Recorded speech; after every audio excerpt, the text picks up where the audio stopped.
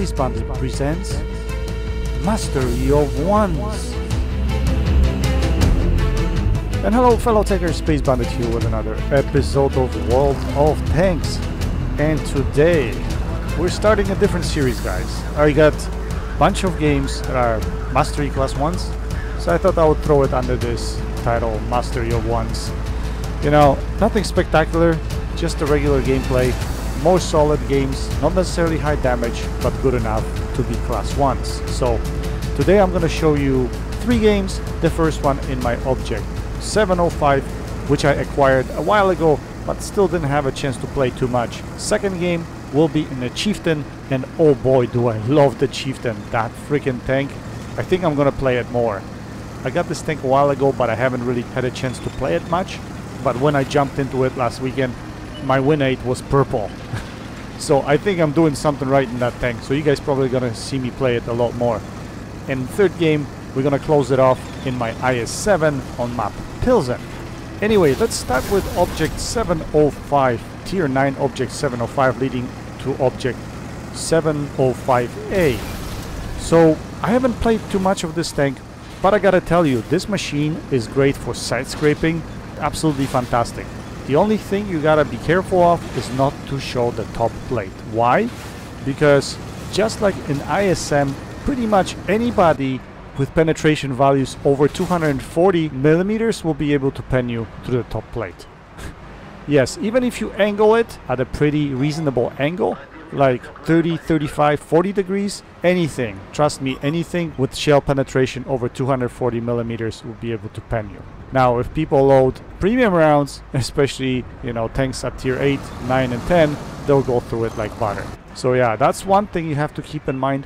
So make sure you don't show your top plate at all when you're side scraping. Other than that, the gun is pretty nice. You get 130 millimeter tier 10 gun as a top package on this tank, with base penetration of 250 millimeters. But once you load the APCR shell, and yes, the premium shell on this tank is APCR, which is fantastic, then you're going to get up to 303 millimeters of penetration, which is not too shabby. I mean, not spectacular, but not too shabby. Average damage, you're looking at 490 alpha per shell. Aim time of 3 seconds, just regular Russian aim time, which if you play Russian tanks, you should be pretty much used to that. 0.44 dispersion, again, not fantastic, but again, it's a Russian gun, guys. What else to expect from it? Anyway, enough of tank specs. Let's jump into this game and let's talk about what I'm doing here and why. So initially we posted in town. We only got 1 shot of damage out of that because it looked like, you know, the enemy team wasn't really pushing hard. They were just kind of sitting back, and I wasn't getting any shots. So I noticed this ISM came up here and tried pushing this Conqueror. I'm like, well, taking advantage of the situation, we'll help him try to dispatch of him. So we're gonna try to push him around the corner. I know our friendlies are behind us, but unfortunately there's something shooting me from further away. It looks like it's F2, F3 area, somewhere over there. So I decided not to push this because it's too early to lose my hit points, and I got penetrated once in my ass, so whoever's penetrating me, I'm pretty sure they'll be able to penetrate me again, so why push it, right? But because I'm a top tier, I have a tough armor, I can go around these guys, try to flank him. I know I'm going a little bit deep here into the enemy territory, but there is a medium tank that's kind of hanging around F8, somewhere around there. So in that case, I was thinking I still gonna have some help. I get in trouble, but I noticed this standard B over here, so we're gonna try to put a shell into him. At the same time, I got tanks on my left. So at this point, I thought to myself, standard B is not paying attention, so he's not looking at me. He disappeared around the corner. So I've started focusing this Tiger too, but paying attention to the back and knowing, looking at the map and knowing exactly that standard B is actually coming back to face me. So I backed into this alley, basically gonna try to side scrape as best I can. So standard B looks like he fluffs a couple of shells. He puts only 1 into me. Now this Tiger decides to go around me, and I think it's a smart move on his part because, you know, it's hard to penetrate me from the front, especially if you're a Tiger 2. But because he's doing that, I also get his side armor, so it's very easy for me to pen him. all I have to do is auto aim really, and through all that he doesn't even pen me once. So here we're gonna come out again and try to get rid of this PK 100. He's showing his butt to us here, so easy shot, and we take him out of the game. So we won the town, and that was pretty much expected, but unfortunately the enemy team still has 2 light tanks and artillery in play, so that's a little bit dangerous. And I just realized right now that I'm kind of in an RD range, sitting sideways. I cannot go through the front, like the first alley on the left, because it's blocked by 2 tanks, and I didn't want to overextend and go all the way to G4, so I decided to back up and take a different route, and that way it will get me RD safe, so I don't have to worry about that. We see this heavy tank on the right hand side. What is it? An ISM engaging our heavy tank, and he actually takes him out. So I was going to stop here, you know, aim fully, but whoever passes by me, I don't know if it was a Conqueror or whatever, he auto aims and he just takes him out. Nice going there, champ. Here Artie's trying to go for me, but luckily he doesn't hit me. So now it's going to be interesting, because we only have, well, we have 1 slow tank, and actually all tanks are relatively slow. We are all heavy tanks, and they have 2 light tanks, tier 9 Wheezy, and the tier 8 premium tank, I can't remember, HMH. So it looks like our T95 is in trouble. Looks like it got overcrowded by 2 light tanks, and that is the problem, because if these 2 light tanks stick together and they wolfpack and get us in isolation, then they can definitely still win this game, especially with Artie in play.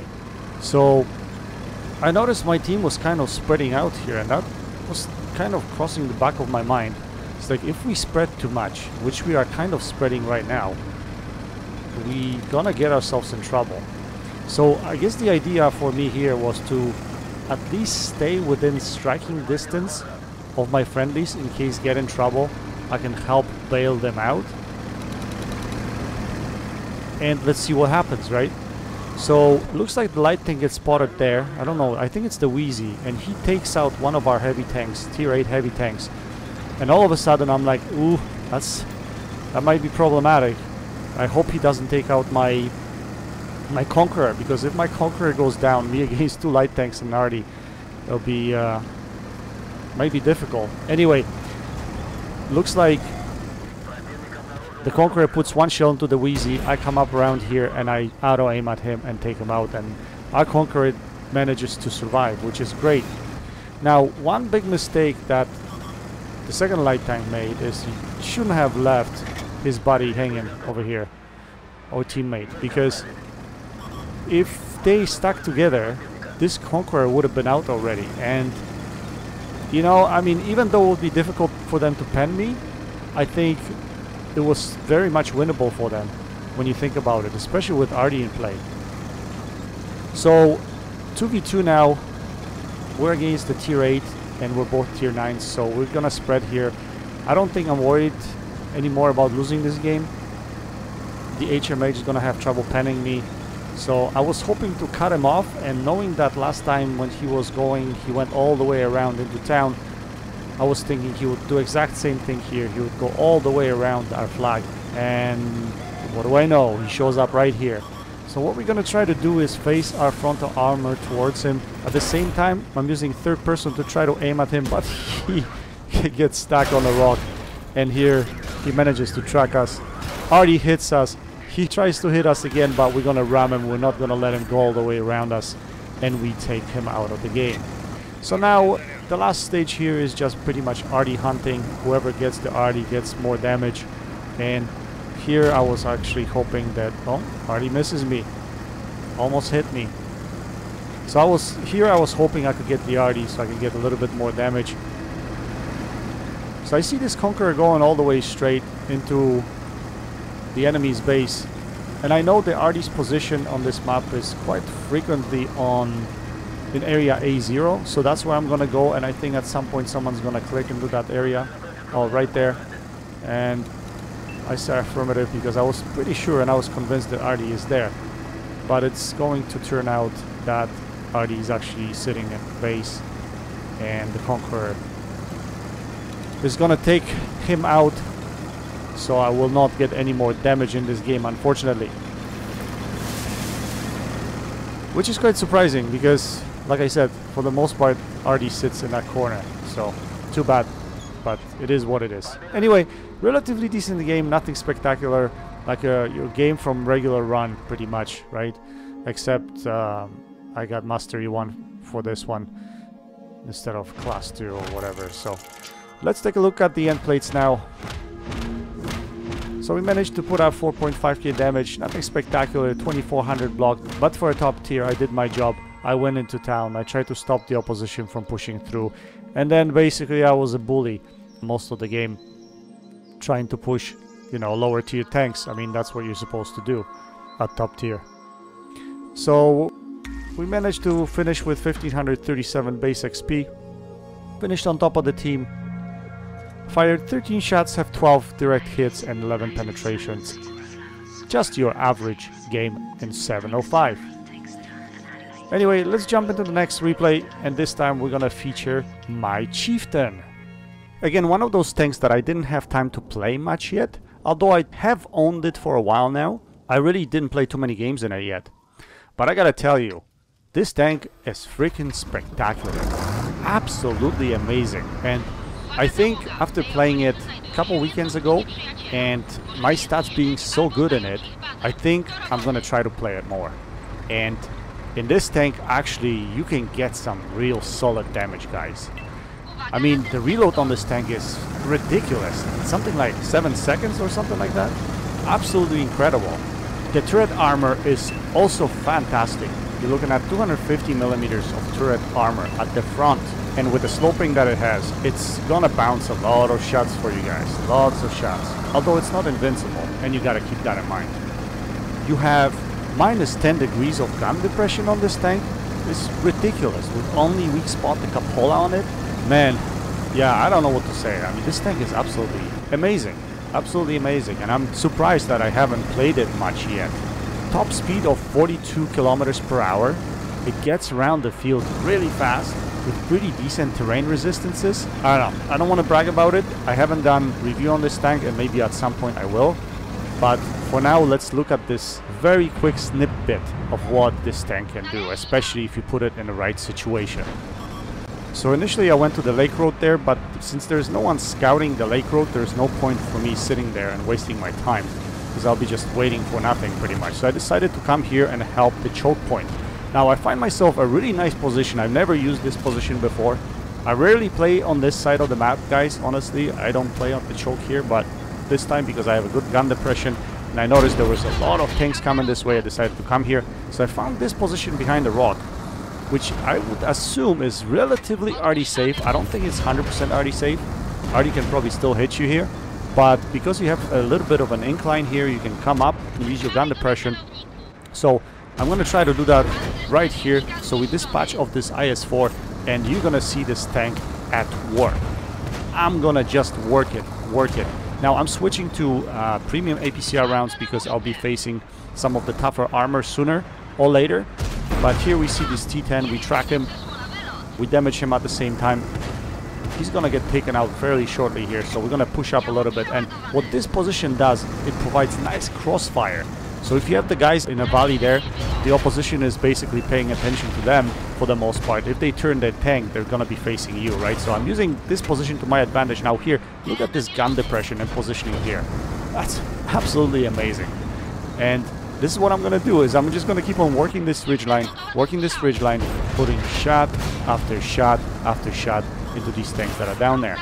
And they won't be able to do much to me at all until I overexpose myself a little bit too much to try to get to them a little bit later on. So here we're gonna try to track this Conqueror. Yes, we track him, we set him in place. I don't want him moving anywhere. He already used this repair kit, it seems, because he's not moving. So we're gonna try to finish him off here, and we do. We put a shell into his turret ring and we take him out. So here we're gonna focus on this second Conqueror here, and I'm gonna flap this shot because he tracked me at the same time. So that kind of, I don't know, spooked me a little bit, took me off my shot.